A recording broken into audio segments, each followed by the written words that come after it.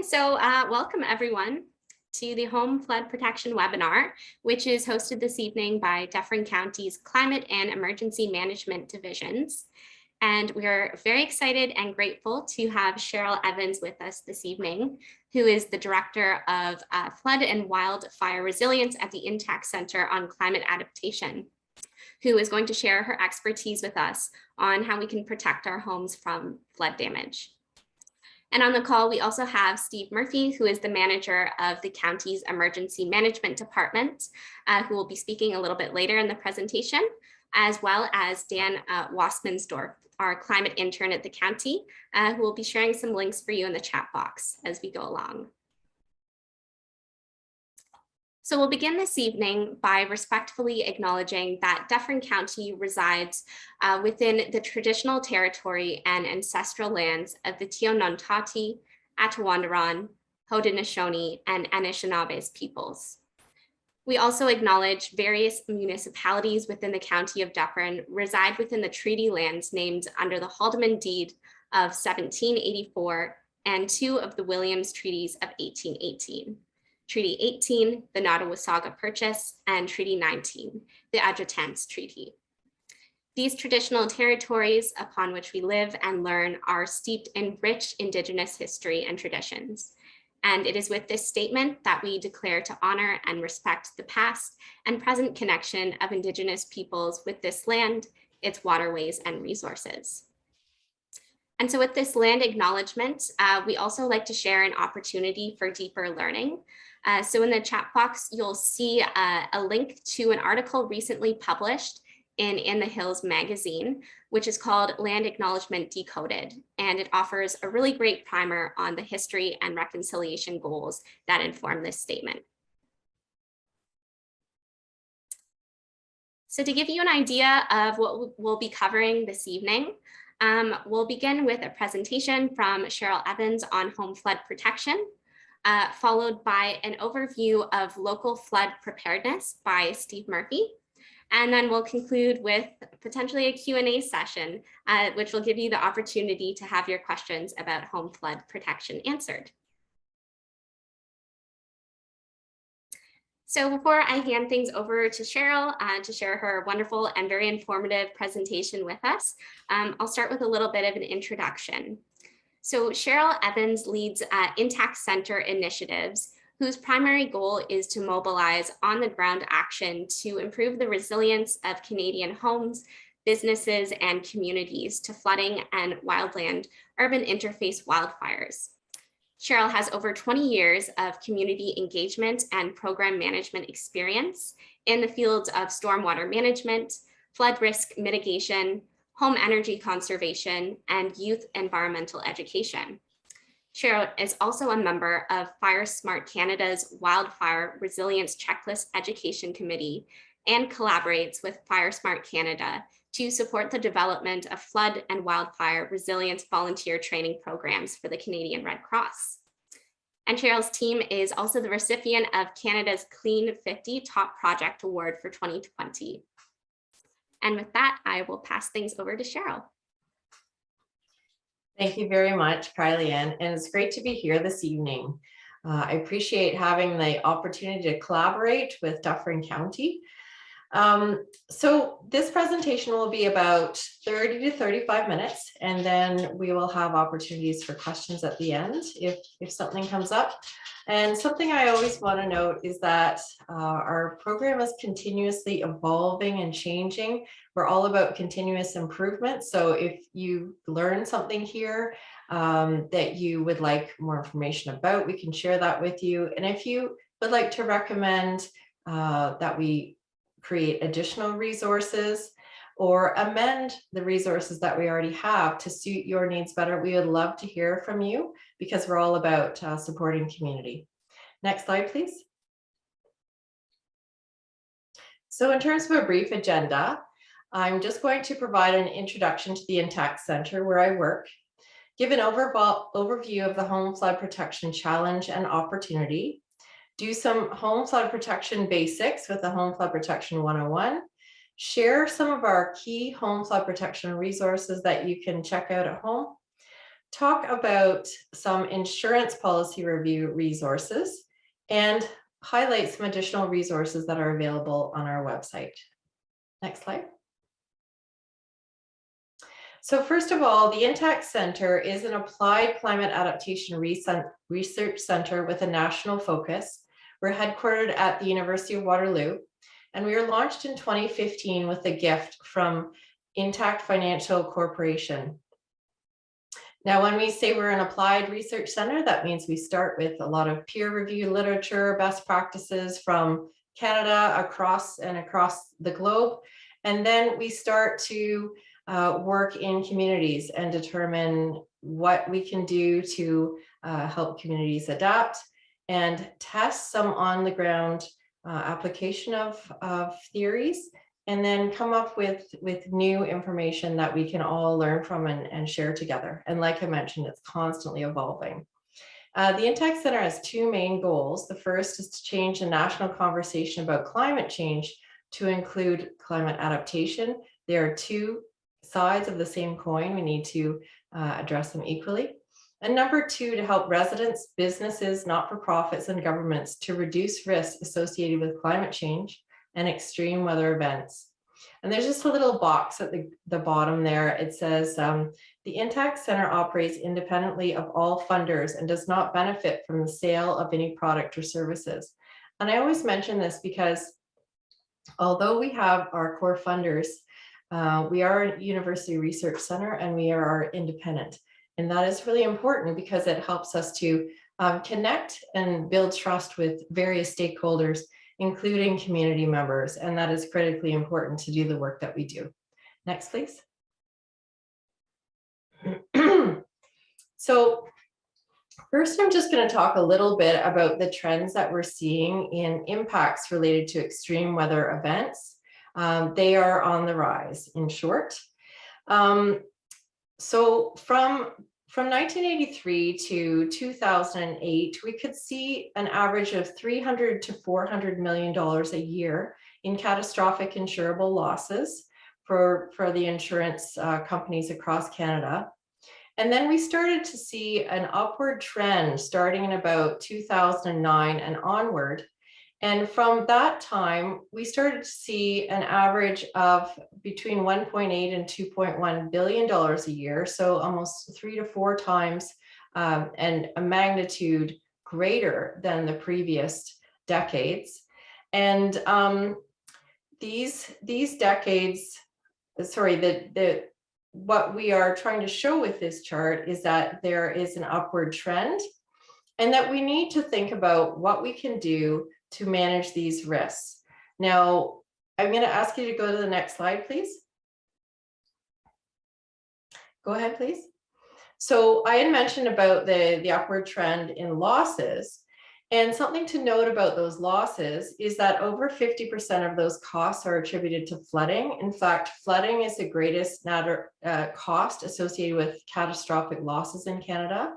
And the other thing is that the uninsurable losses, so those that exceed insurance coverages or that are never available through insurance, cost governments and homeowners 3 to 4 times this amount. And that's cause for us to figure out what we can do to help ourselves and reduce risk, because it benefits all of society. Next, please. So in terms of the growing flood impacts on clients, because insurance companies are for-profit organizations, they need to balance their budgets. In response to these increased losses, they have increased their premiums by 20 to 25% over the last 5 to 6 years. And about half of that is due to water damages and other extreme weather. It's also shown that there's an increase of homes that do not qualify for overland and sewer backup coverages, or that have low cap limits. So a lower amount of money that is actually qualified for by insurance. And this is in an effort, again, to balance budgets.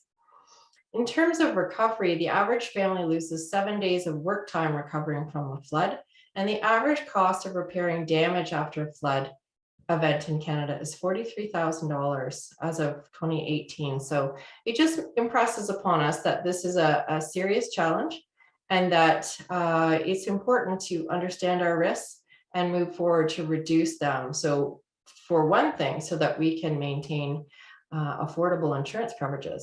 Next, please. So when we talk about climate-related impacts or extreme weather, it's important to look at the bigger picture. And so when you talk about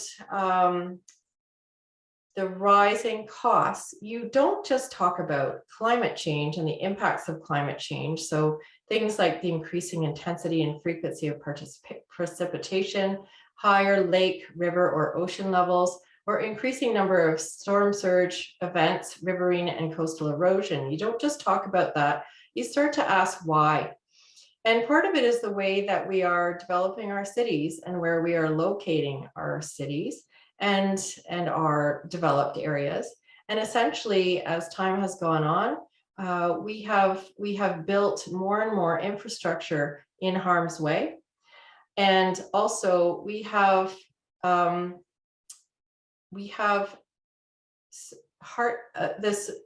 some people refer to it as hardening the soil.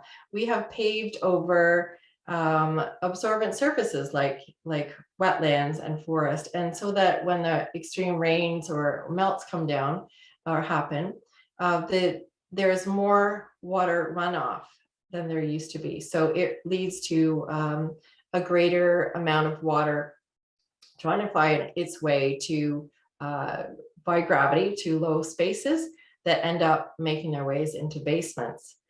Now, the only thing that is in the direct control of residents is what is on their own properties to control. So part of the reason why people are experiencing more flooding at homes is inadequate flood protection features and a lack of maintenance. And also, perhaps they have inadequate flood insurance coverages, so that if there is a loss, they are more vulnerable. And the other trick is, many years ago, people didn't generally have finished basements. So now they are finishing their basements, making it into usable space. So we have more, more materials at risk of damage. And that also contributes to the rising loss numbers. Next, please. So I want to really focus in on what residents can do to protect themselves. We've talked about some of the challenges, and now we're going to really focus in on the opportunities, and wherever possible, keep it simple and keep it cost effective. That's my favorite approach. So the main thing that we want to talk about today is to learn, to plan, and to protect. So when you're trying to figure out how can you help yourself, one of the first things you do is collect information. Find out what your risks are, not just at your home, but at your community level. And that's what we'll also learn about today from the county.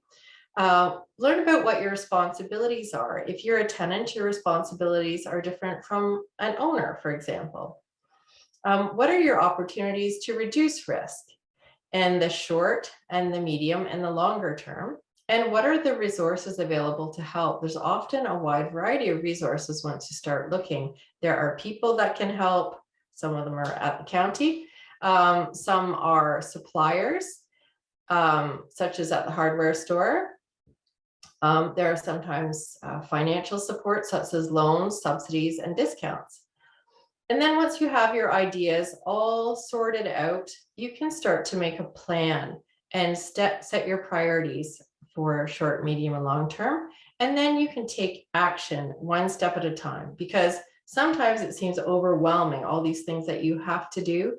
But when you really think about it, anything is accomplished one step at a time. So if you develop a stepwise approach, it'll all just make a lot more sense and be much more cost effective. Next, please.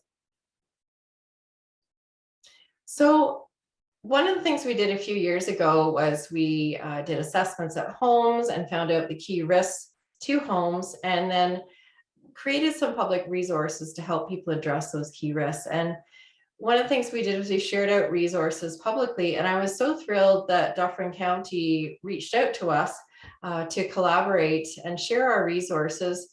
But they also did something new, because this is all about evolving and adapting materials to suit your local needs. And so they made a wonderful video. So if you don't have time, for example, to watch this entire presentation, you might care to just watch their 4-minute video. It gives you really practical tips that'll also go over tonight, but they hit on the highest, most important points of our messaging. And I want to thank Dufferin County for that. But the practical tips include how to extend your downspouts, how to clean out your eaves troughs, how to test your sump pump, and how to clean out your backwater valve. They also feature the home flood protection checkup, flood insurance literacy resources, emergency notifications you can get to give you a heads up when there's a problem, and tips for emergency preparedness. So I'd really encourage you to watch the video, and if you really like it, please share it, because that's how communities get stronger and more resilient, is by sharing information together. Next, please. Okay, so in terms of home flood protection, there are some really basic principles here, and I just want to go through those as an introduction. So first of all, the goal of home flood protection is to keep water out, remove it quickly if it gets in, and to reduce your risk of damage by selecting flood-resistant storage options, furnishings, and building materials. Next, please. So as I was mentioning, when we were doing our research of 500 homes, and we came up with best practices for reducing risk and summarize some of the key things that people could do that address the most common risks, what we did is we created a simple web-based application, so you can use it on your phone, on your laptop, on your tablet, and it takes you through a series of yes or no questions. It usually takes about 5 or 6 minutes. It asks you what you're doing to protect your home outside your home, inside your home, and looks at physical features as well as maintenance. And then at the end of it, you can download a report that is customized to you, and it will congratulate you on what you're already doing well, and some of the things you could consider doing to reduce your risk further, as well as additional resources that you can use to get going. Next, please.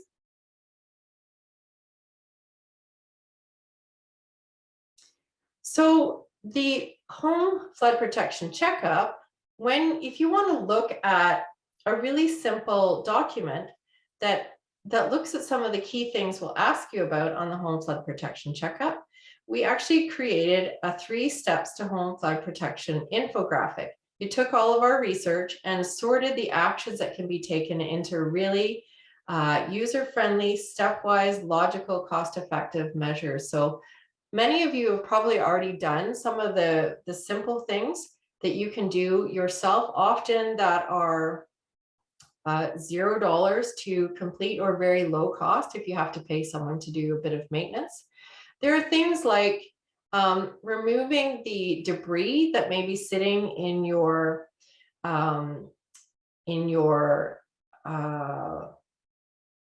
it called? Just a second. I'll get the document where it's easier for me to see. Remove debris from the nearest storm drain close to your house, or the ditch and culvert, so that there's no clogging and water can continue to flow away from your property. Remove debris from eaves troughs and downspouts. Check your plumbing and fixtures for leaks and make sure that they're maintained. Test your sump pump and clean out your backwater valve. And we'll talk a little bit more about that later. The next is, if you've done those simple things, it's time to think about going to the hardware store and seeing what you can do to further reduce your risk for very low cost, usually below $250 per action. And you could consider covering your window wells with plastic window well covers. They're usually about $25 to $35 each. You can extend your downspouts. You can store your valuables and hazardous materials in plastic boxes and raise them off the shelf, off the floor, so that if the water comes, it's not going to damage those materials and float those pollutants in the water and further damage your basement. If you've got a drain in your basement, you can move materials off the drain so water can flow freely. And then you can install very low cost flood alarms as well, to let you know if there is a problem and to get ahead of it. And finally, you can complete more complex upgrades with the help of your insurance broker, your municipal government, and your local contractors. And often these last row of actions, they do cost more, but often there are local supports available and insurance discounts. So it's important to even see what those discounts and supports might be before you get started, because you don't want to miss out. There are things like determining if your home would benefit from a backwater valve and installing one with a contractor who is getting proper permits, installing a battery backup system or an extra sump pump. Things like disconnecting your downspouts and extending them away from your house so that they don't enter into the storm drains. And these are all things that are important to do with the help of a contractor to make sure that your home is going to be protected and that will not cause any unwanted impacts. Next, please. So just to quickly highlight 3 most important things, and I was talking to Kylie Ann about this earlier. If you're walking around in your neighborhood tonight or tomorrow, please take a look to see how long people's downspouts are. Most people have downspouts, about 80% of people that we surveyed on our on-site assessments at 500 homes. Most people have downspouts that basically deposit water right at their foundation. They also have sump pump discharge pipes that deposit water right at their foundation. So although that's nice because it's convenient, your lawnmower is not going to come into contact with those, you're not going to trip, anything like that is very convenient. It also does cause challenges for home flood protection. So when water comes down out of your eaves trough or out of your sump pump discharge pipe, the idea is you want to direct that away from the home by at least 1.8 to 2 meters, or to the nearest drainage swale, the sort of the ditch in between properties, to direct that water away from homes, because that is the most sort of absorbent area of your home, and it makes your home vulnerable to water infiltration. The other thing is, if you have a sump pump and the water is discharging right at the foundation, the water will continue to drain into the foundation drains, go into the sump pump, and cycle again. So with the sump pump, it's important to sort of connect the dots there. If the foundation drain around your home, that's that pipe you can see excavated in the picture there, that collects water around your foundation and dumps the water into your sump pit. Now, if that water keeps cycling, like I was mentioning, keeps dumping into the pit again and again and again, you're at risk of having a sump pump burn out. So that's important to reduce risk outside by reducing the amount of water coming in. The next thing you need to do is thinking about, is my sump pump going to be working when I need it? So it's very simple. You just lift the lid off. You're going to dump a bucket of water in there, make sure that the float rises and kicks on, and that the water is dumping outside of your home, again, at least 2 meters away from your home. The next thing to think about is, if there's a big storm and the power goes out, will my sump pump keep working? And so we've seen a lot of people in Ottawa recently, some in Hamilton, that lost power for extended periods of time because of the massive storm on the past weekend. So it's important to think, if you have a backup battery system that will keep your sump pump going for a good 3 days, like that's ideal if you can, then you can keep the water out of your basement. But if the power is out, and the water is filling into your basement because there's a rainstorm as well, then you will get a flood. So it's important to think about keeping the water away, making things are maintained, and also making sure you have backup batteries with supply. Next, please. This one is a really interesting one. More and more homes are being required to have a backwater valve. Some people that have experienced chronic sewer backup are now looking at getting backwater valves, which are great. They have a flap that closes if there is water from the sanitary sewer at the road making its way back toward your house. So it's great if the system closes and it can stop your property from being flooded.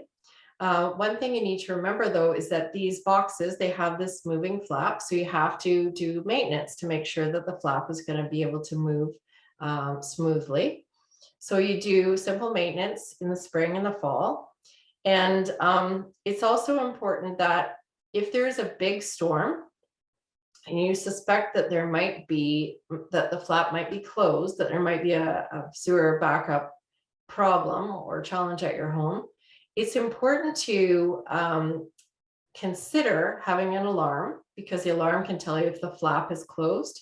And at that point, it's very important not to make your own sewage. So not to flush the toilets, not to run the shower, because that water will not be able to leave the house. That will be blocked by that flap. If you don't have an alarm, you can always err on the side of caution. If there's a massive storm event, just do not flush your toilet. Do not do your laundry, for example. Another important tip with a backwater valve is they're very sensitive to being clogged by things like fat, oil, and grease. So please remember not to use fat, oil, and grease and dump them down the drain if you have a backwater valve. Next, please. So the county made some great videos. These are just slightly longer videos. They're about 3 to 5 minutes each, and they give you very specific information about things that will help you at your home. Next, please. So when we did this study with 500 homes, something that really impressed upon us or made an important seemed to bubble to the surface of something that is not well known, is that it's not only important to reduce your risk by doing maintenance, but it's also important to do maintenance in order to maintain your insurance coverage. Insurance is designed for sudden and accidental escapes of water only.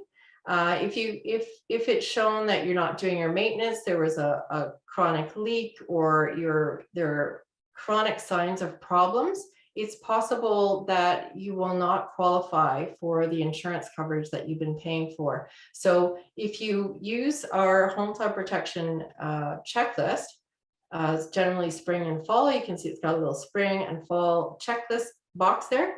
You can keep it on your fridge, keep it in a file, whatever. You can make sure that you've recorded it and you've handled it and you've done it. That helps you to maintain your insurance and also peace of mind, of course. Next, please. Something that was also a shock to us, and to me, I guess, when I really started thinking about it, because I was also in this category, but most people don't really understand the different types of ways that water get into their house, it can get into their house, and how that relates to insurance coverages. So we created a really simple flood insurance literacy document in collaboration with the Insurance Bureau of Canada to help people understand what insurance is for. Like I said, sudden and accidental coverage only, lack of maintenance is not covered. And that help people understand usually what are covered in all comprehensive policies, which is plumbing and fixtures, but usually that's it. And you have to generally ask for optional coverages and see if they're available for you. Work with your insurance professional to determine if they're the right fit for you, if you even need them. So there may be coverages available for sewer backup and for overland water. So for water coming in through above ground surfaces, like through a crack in a window or a crack above the surface of the land, or groundwater seepage. The other thing is that it's very common for tenants to think that they don't actually need insurance because they're renting somewhere and the landlord will cover. The common misunderstanding is that landlords will cover replacing any items that are damaged if there's a flood, and they'll also cover a place to stay while the home is being repaired, or apartment. In fact, that's not correct. Landlords are required to pay to manage their own risk to their building and any material belongings they have there, but they're not required to pay for damage to property for tenants or a place for them to stay while contents are being or while the premises is being repaired. So tenant insurance can usually be purchased for between $20 and $30 a month, and you have to chat about optional water damage coverages as well. But it's really important for people to think about it because these can be very nasty surprises, and it's good to just err on the side of caution. Next, please. Well, I was just going to mention that when I rented out a room to a tenant, and I actually, because I had been doing work in this area, I made sure that part of my tenancy agreement was to require them to show that they had tenant insurance. And so that was something that I did. And I had several tenants and they all got tenant insurance. And that's something landlords can do too, is just require that to make sure that if there is an issue, that they know their tenants are provided for and protected. Something about insurance that is really, really interesting from our research is the concept that insurance is evolving. Insurance companies compete with one another. They listen carefully to clients. They're very responsive. So for example, you can ask them about what kind of discounts are available if I take action to install a sump pump, to install a backwater valve. If I reduce my risk of overland drainage by extending my downspouts, if I maintain my plumbing or install an automatic water shutoff. So if you have a broker, they will be able to find out from your policy if there are any discounts available, and then they'll be able to shop around. And then if you want to do some more shopping around, you can go online and find out what might be available. But what happened to me was I had a policy that did not have any discounts. And I asked my broker about it and he said, oh, sorry, there's nothing. And they have limited coverages for XYZ. And I said, oh, that's too bad. And I ended up, through sheer laziness, really staying with the same company. But the next year at renewal, he said, by the way, there are a lot of people like you asking about discounts and asking about, it was overland coverages. And the insurance company has responded and they are now providing overland coverages and discounts. So my lesson from that is to please speak up, ask your questions, make suggestions, and the industry listens and they're always evolving to meet the best interests of clients. So just keep asking your questions. Next, please. So this is something that is evolving as well with insurance, and it's really, really important for people to think about this. Think of your insurance company as your partner, but like I said, it is evolving. Insurance coverages and processes are evolving, so it's important to start the conversation and ask for what you want. So for example, because insurance is designed to restore a property to its previous condition, the general procedure is if you've had a loss, say with a basement flood, you'll look at what is covered in terms of structure and contents, and you'll generally get a certain amount of money based on what your policy covered you for. And unfortunately, it's standard procedure just to try to make it convenient for people to get exactly what they had before, to get them back to normal as soon as possible. And the whole idea of building back better is something that is slowly making its way into conversations after a loss. But generally speaking, it's still a bit of a new conversation. So it's going to be up to the resident themselves to ask that question. Because, for example, if to build your basement back, wow, that's expensive. Okay, so this says wildfire, but we'll just call it flood. Pretend it's flood. If you've had a flood in your basement, and say you had a super fancy basement, and to build back the same way was $200,000, you can get another quote to say, what does it cost to build back better? So to install a sump pump, backup battery supply for your sump pump, to install a backwater valve, for example, then maybe your cost to build back better is going to be $210,000. And so you can talk to your insurance company and say, look, I've got 2 quotes. I know my coverages are for $200,000. I want to build back better. It's going to cost $10,000 more. So I would like to pay the difference. And then most insurance companies will allow that.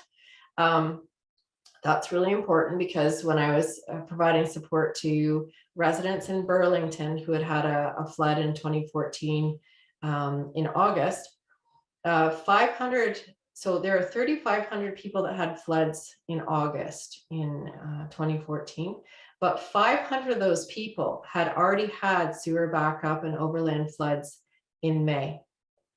And all of the people I spoke to, which were probably about 50 or 60 families, they had all built back exactly the same way. And they all had a massive flood again, only a few months later, when there were still most of them in the process of repairing their damages. So it's really, really critical to think about, if I've had a loss, let's do everything I can to reduce the risk that that's going to happen again.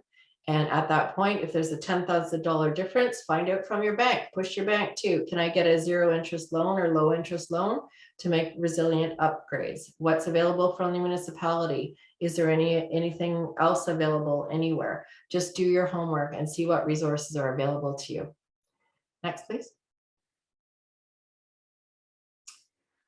This is a resource list that we developed when we were engaging conservation authorities and folks who were on the banks of Lake Ontario. They were dealing with higher levels of flooding, sort of different types of flooding. And so we collaborated with an organization, a not-for-profit, to put together a list of temporary barriers that can be used to reduce risk of flooding in higher risk situations. So in this picture here, there are roll down barriers that can be deployed in seconds. If this is at the side of a river, roll down barriers in front of the river, in front of the door, sorry, that will block water from entering a home. The temporary barriers can be used again. Some of them can be as simple as sandbags, but of course those can't be used again. But we're really encouraging people to think about, if you have a chronic flooding situation, what can you do to use barriers that can be used again and again, and that will be more cost effective for you. Next, please. So I just want to give a shout out to IBC, the Insurance Bureau of Canada, that got a great variety of resources for owners, landlords, and tenants, lots of self-help resources.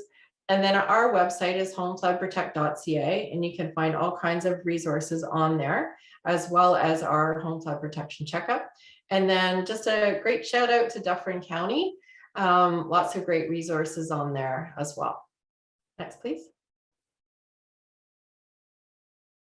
One of the most important things that we learned in our research is that the most important information source cited by the 500 residents that we spoke to About 80% of them said the most valuable and trusted information they got was from friends, families, and neighbors that helped them understand what they could do to protect their homes. So I really encourage you, once you've figured out what works, what resources are great, please share them out to your friends, families, colleagues, because what you learned is incredibly important and valuable and powerful.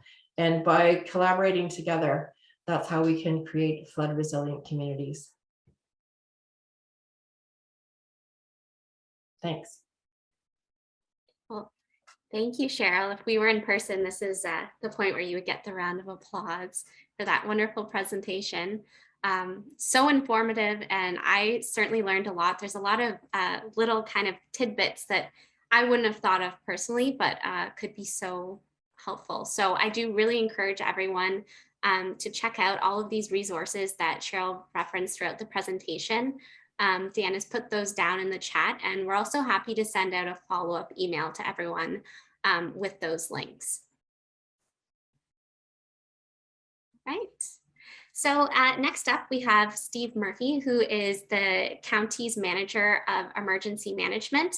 And he's going to talk a little bit about local flood preparedness from the emergency preparedness perspective. So I'll pass things along to Steve now. Thank you, Kylie, and thank you, Cheryl. That was fantastic. I've been doing this a long time, and much like Kylie Ann said, I was going, oh, hey, that's a great idea. So I'll be ripping off some of your stuff and incorporating it into my future presentation. You can rest assured.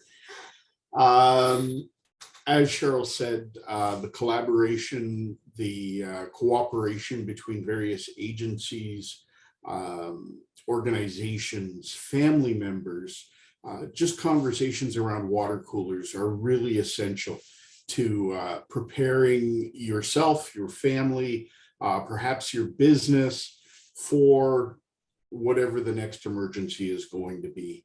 Today, we're here to talk to you about floods and protecting your home from floods. And there are some basic things that you should be doing, whether you are a tenant or a homeowner, to ensure that you're not caught off guard. Probably the biggest one, the one that we encourage everybody to do a little bit of homework on, is to know what the risks are. It is not an easy thing to fully grasp what risks are inherent in the community where you live. And it can vary from community to community, depending on a number of factors. In this particular case, we're talking about flooding. Do you live in a floodplain? Most people, surprisingly enough, couldn't answer that question with any level of accuracy. Some people can assume I live close to a river, I must be in a floodplain, but you really should look for definitive information. And knowing that risk, I would say probably the first place to start would be your local conservation areas. And that's not even as easy as most people would assume.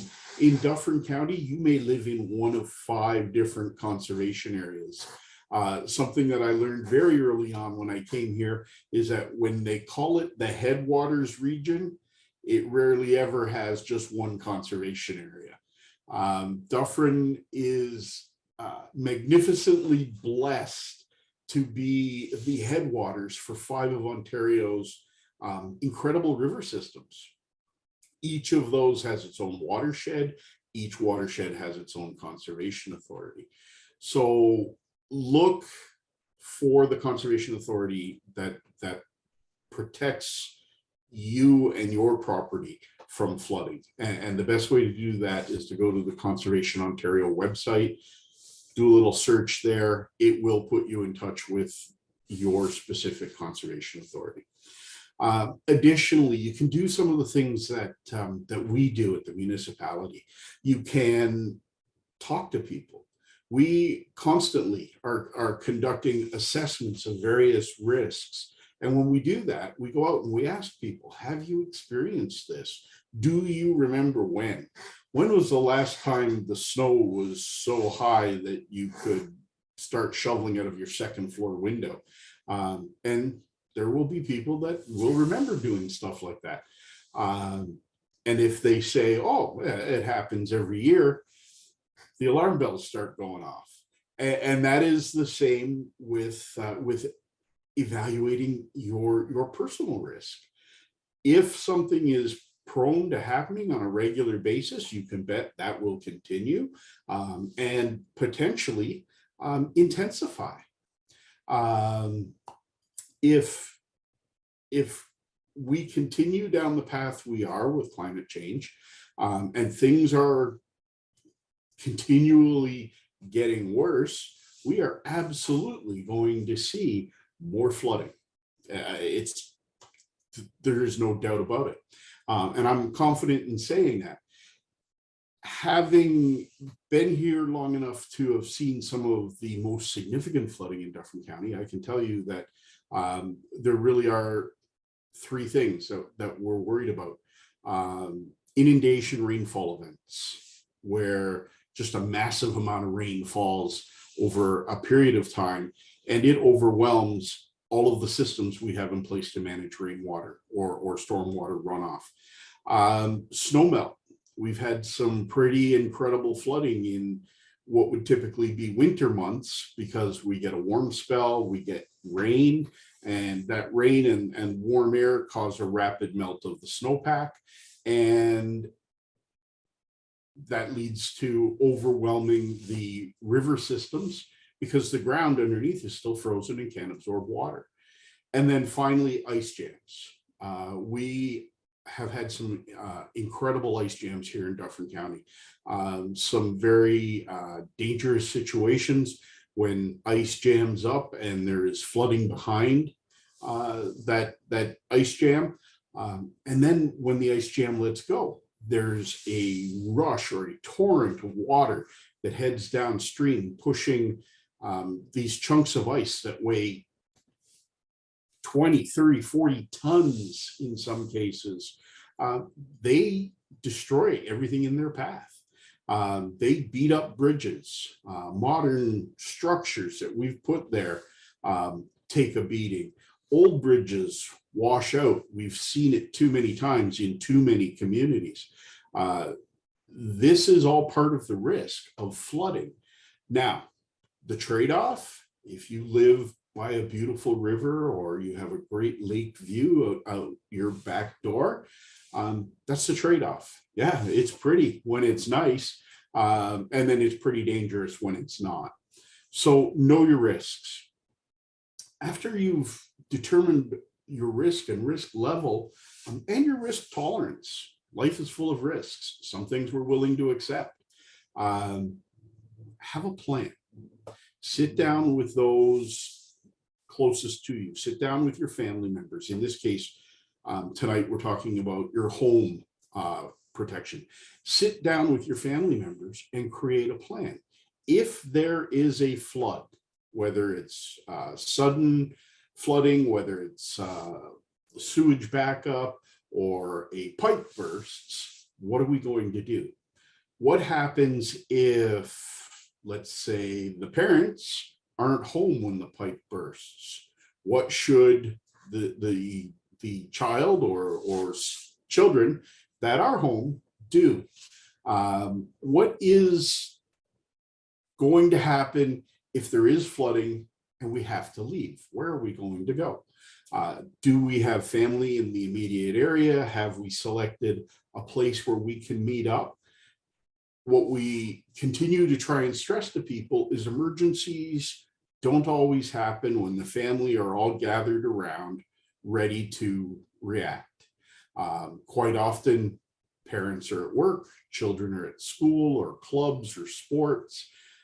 Severe weather comes in and we find ourselves doing a few things, worrying about our family members, our loved ones. Where are they? How can we get to them? What if there's flood water between home and where the children are.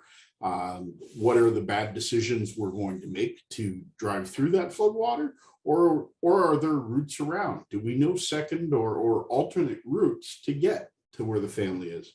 Have we talked to our families about where we will meet up? If something happens, natural disaster, weather type related, flooding related, if there's an emergency and mom and dad have to pick you up, we're going to meet you by the 7-Eleven, right? If we can't get to the soccer field, we will meet you at 7-Eleven or the school or whatever is close in your neighborhood. Then where are you going to go? Can't go home. Might be a few days you're out of the house. Where can you go? Make arrangements with family members. Be there to support family members. If a family member, an extended family member experiences a flood, they need to know they can come to your home. All of that is done in advance. It's done in the planning stage. We make sure we have contact information. We make sure we have copies of our insurance. We have copies of our vital documents, passports, vaccination records, all of that stuff. Immunization records for our pets, domestic animals. We need to have all of that incorporated into our plan. We need to consider our pets, what's going to happen if we can't get home and the dog and the cat are at home and the budgie is supervising, looking down on the dog and the cat saying, boy, I bet you wish you could fly right now. We need to have a plan in place. Is there some way we can communicate with an agency that will go in and either rescue or check on our animals, provide care for those animals?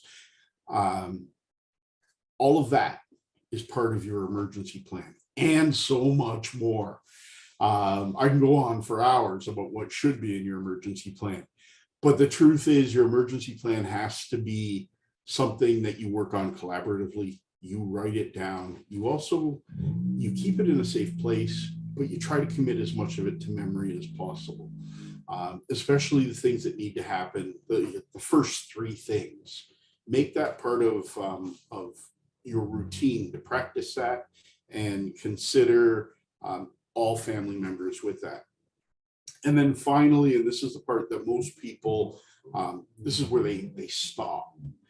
They'll think about the risks. They might even formulate a plan in their head. If that were to happen here, I would, go through the checklist. Building that kit, gathering those supplies that you need. I used to be somebody that would say, no, you got to go out and you got to buy this and buy this and buy that, until I actually did it. And I went, whoa, that's a lot of money. Like, that's an expensive proposition to have an emergency kit in the home, plus a go bag that we can grab when we have to leave in very short order, plus an emergency kit in our vehicle, and maybe even an emergency kit in our workplace.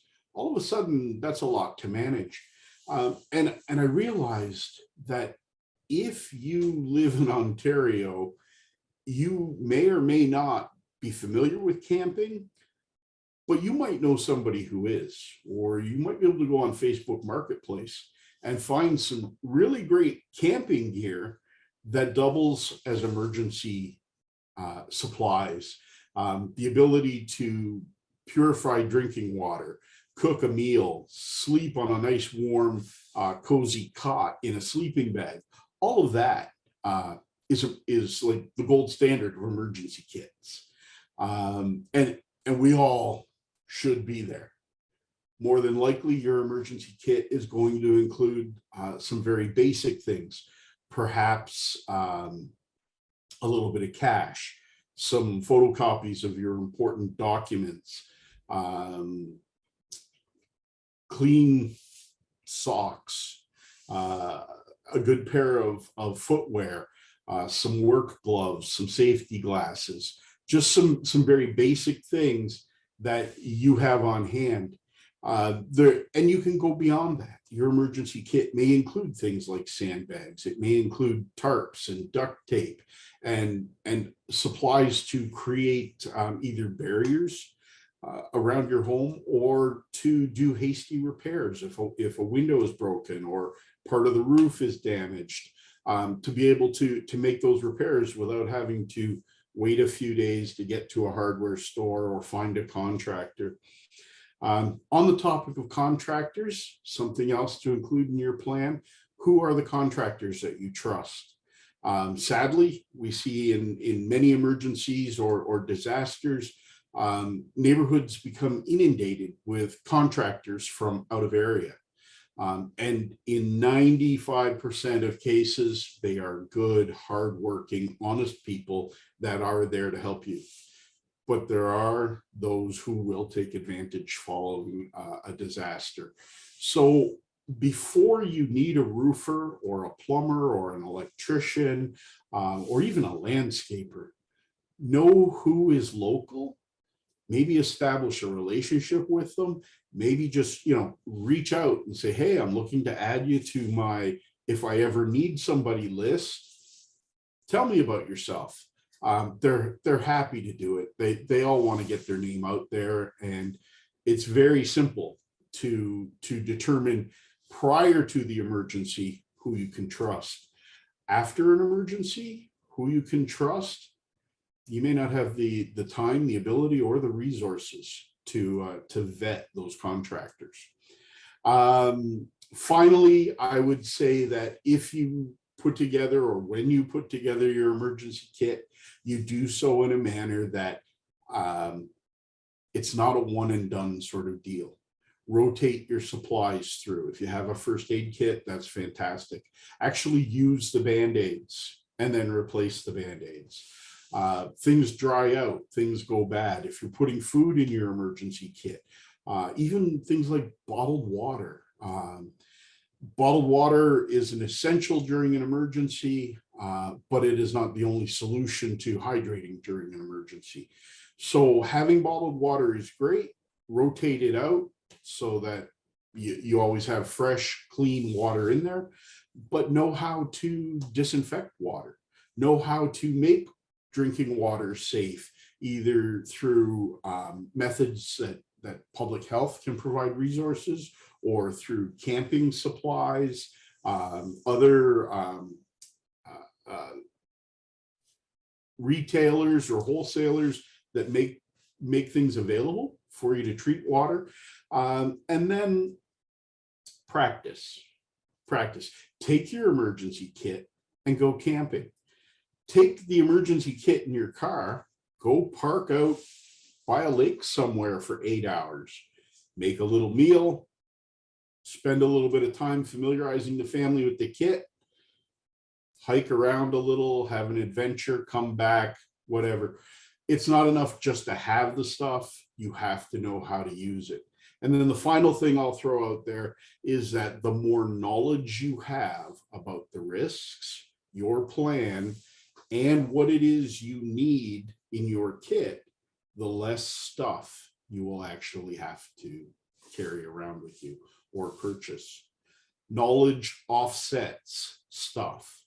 So work to increase your knowledge, know what's a hazard for your family, your home, your small business, put plans in place, create that kit or kits. I highly encourage everybody to make multiple kits. By the way, they make great Christmas presents. Your family might think you're a little weird. Mine completely think I'm off my rocker. But hey, look at this. There's another Rubbermaid with chocolate bars and bottled water and matches. Yep, you're welcome. It's because Dad loves you. So what they don't know is in the bottom there's a prepaid Visa card in case you ever run out of gas and call and go, what do I do? Right. So we won't tell them about that. So yeah, at this point, the other thing I would say is visit our website if you're looking for some preparedness resources. You can also visit any of the provincial or federal websites that offer preparedness resources, and take some steps to get better prepared. If there's anything we can do here at the county, reach out. I'm always happy to have conversations with organizations, groups, congregations.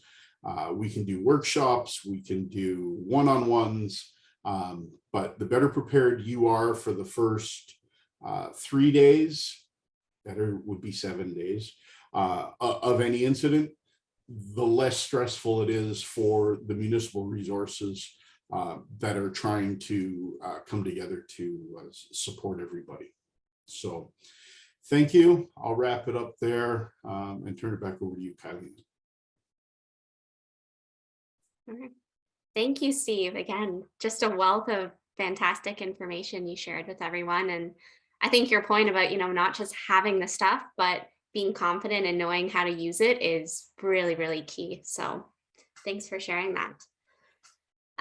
Just mindful of everyone's time here, we're a little bit over, so we'll open the floor up for a quick Q&A session.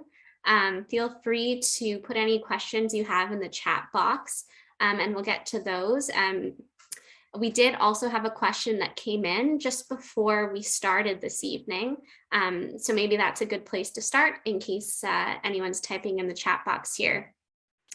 So Cheryl, maybe I'll pose this question to you.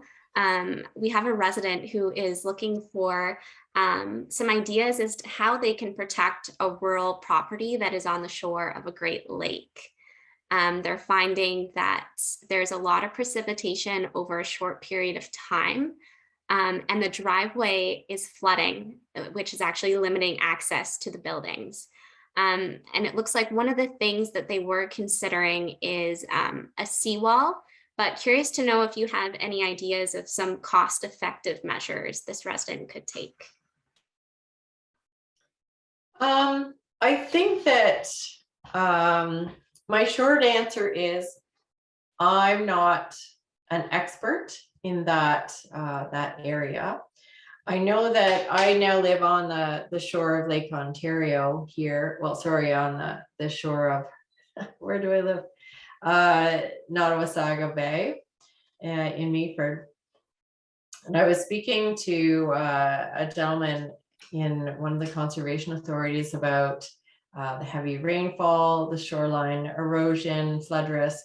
And he was saying that one of the things to do if you're on a property within the jurisdiction of a conservation authority is to reach out to them, particularly when it comes to the shoreline erosion and flood risk management. It's part of their role to advise you on what your risks are and what your opportunities are to reduce risk. They will not just look at the risks at your property, but they'll be looking at along the whole shoreline, what is causing some of the risk at your site, because the erosion impact up shore from you makes an impact on your property, and whatever you do makes an impact on the neighboring property. So whatever you're doing, you want to do with guidance and required permits from the CA. The CAs are increasingly talking about reducing cost of managing risk and flooding by looking at opportunities to integrate green infrastructure. So with the support of probably the CA and a consultant, you can be looking at things like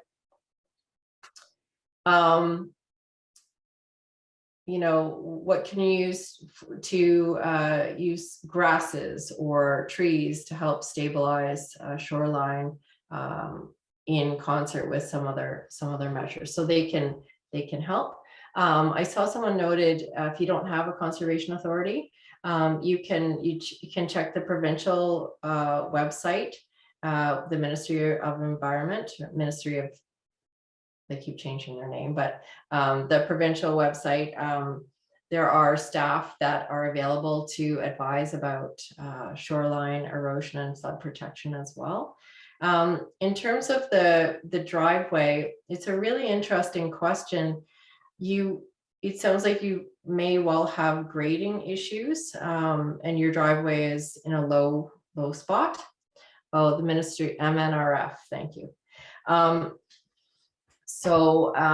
It'd be great to work with a local contractor to get quotes. It's with contractors, it's always good to get 3 quotes, get some different opinions about what can be done, and cost-effective approaches as well. Yeah, the first step is to gather your research and find out what resources might be available to help you. And certainly the contractors will give you advice, and they'll be able to do work. And one important thing is you want to check that they have proper insurance. So if there is an issue, that they will be able to fix whatever challenge has occurred. So that's the main thing I'd say, I guess, is find out what resources you can access, and go from there. That's great, thank you. And the same person had a follow-up question on this around, I know you spoke about there potentially being discounts through your insurance. So that was the question, does any insurance company cover the cost of prevention? And it sounds like that's a yes, potentially, depending on the company. Well, we don't represent any one insurance company. So I look at various different things that I see online, and I am starting to see insurance companies, because they're competitive, they're starting to, some of them will say, oh, we'll give you an incentive to install this and then give you a discount, particularly if you do maintenance. And then some of them are sort of following suit. So if you are working with a broker, they represent a variety of companies, not all of them, just the ones that they represent. So you can ask them some questions, and they can do some research for you and see what they can find out. And maybe the company that's covering you right now does not offer that discount or incentive, but maybe there's another one within the suite of companies that they represent that they could tell you about, and you could consider, at renewal time switching. But yeah, insurance companies are really, they're seeing more losses. They want to protect their business. They want to keep being able to insure people. So they're starting to get very innovative about, say, with some companies now, when you have a loss, they will help you to build back better. They will help you to get those 2 quotes. They will direct you to say, oh, can you please think about sump pumps, backwater valves, backup batteries, flood resilient materials. We have some materials listed on our website as well that talk about construction materials that are water resistant. So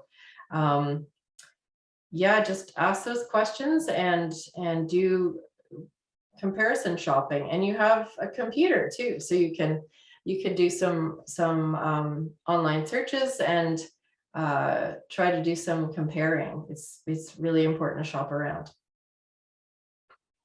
Absolutely. Yeah.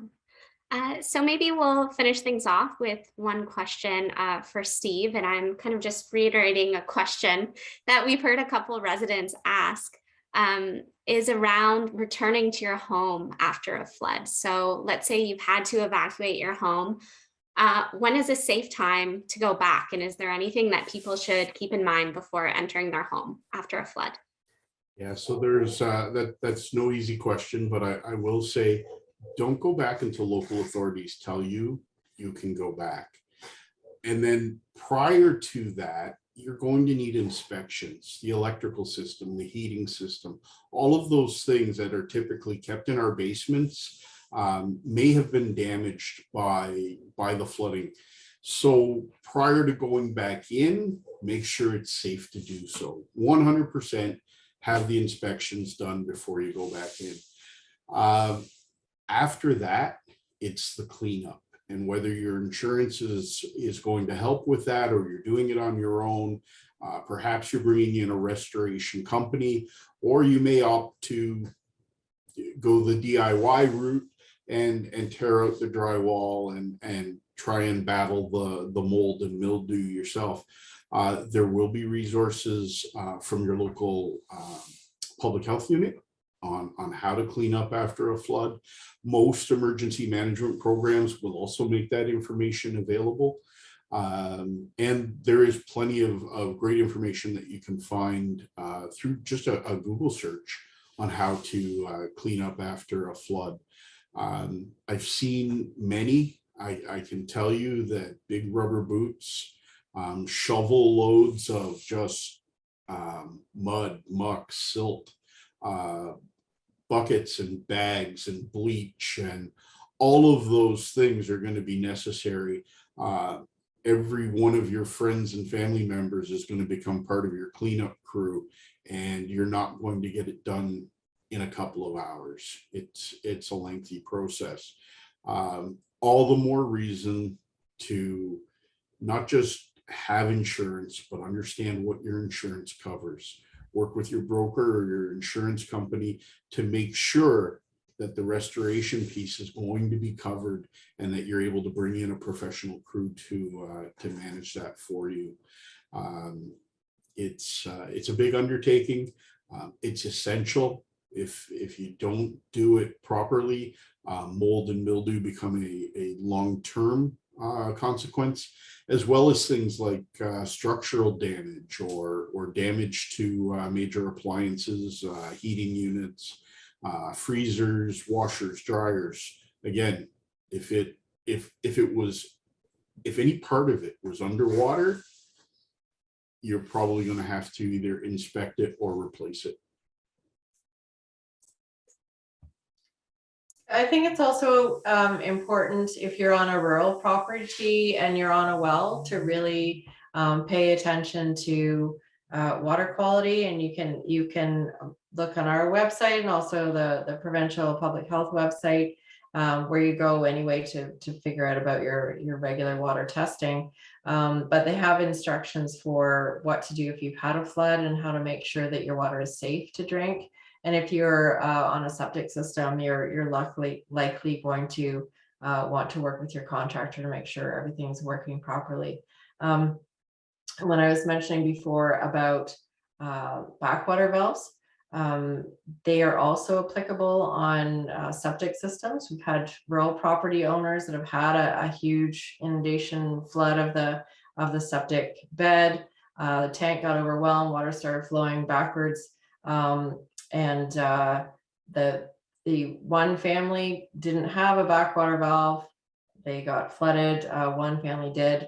They were fine. So that's something to consider. And I saw in the chat someone was mentioning if they're on a rural property, does a sump pump still apply? And the sump pump is basically to remove water from around the foundation of your property, of your home. So that could be in a rural or an urban setting. It all depends on the home. The important thing is to keep the water, to direct pumped out water away from the home. And there are some regulations as well about where to direct that water. You don't want it to go onto your tile bed, because that's not ideal. So lots of different resources available, lots of help available. Can I just ask Steve Murphy a question? Is that okay? I would say so. He looks scared. Well, I'm outvoted. Yeah, I wanted to get your thoughts about, say if you have in your neighborhood, you're in a neighborhood and say they're elderly neighbors or neighbors with physical disabilities. Is there something that you're seeing in communities that people are doing to make sure that people are checked on or supported? Like, what are you seeing in the real world and that's that end of the spectrum? So I'm happy to report that across Dufferin County, we do have that very thing going on. Whether it's flooding or snowstorm or whatever it is, neighbors looking after neighbors has been something that's occurred in Dufferin County for hundreds of years, and I don't see that changing. We do encourage people to build a network, to communicate with your neighbors ahead of time, be prepared to pool resources Some neighbors might have a gas engine water pump with some hoses. Another neighbor might have a generator. So pooling resources in difficult times is something that we would fully encourage. Knowing to check on your neighbors. Be familiar with them before the disaster. One of the things that I miss from my childhood was the amount of people that used to sit on their front porches.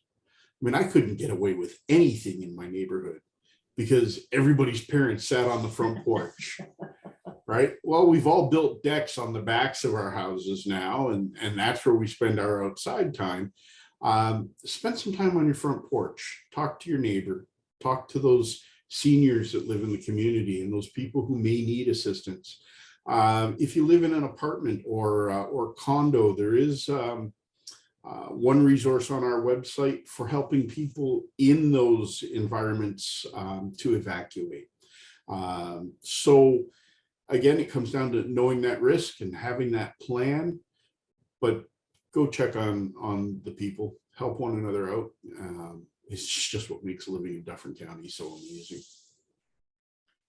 Yeah, thank you. And I just want to share a story from Saskatoon. When I was working there, they were mentioning that there had been a very big inundation, a huge rainstorm.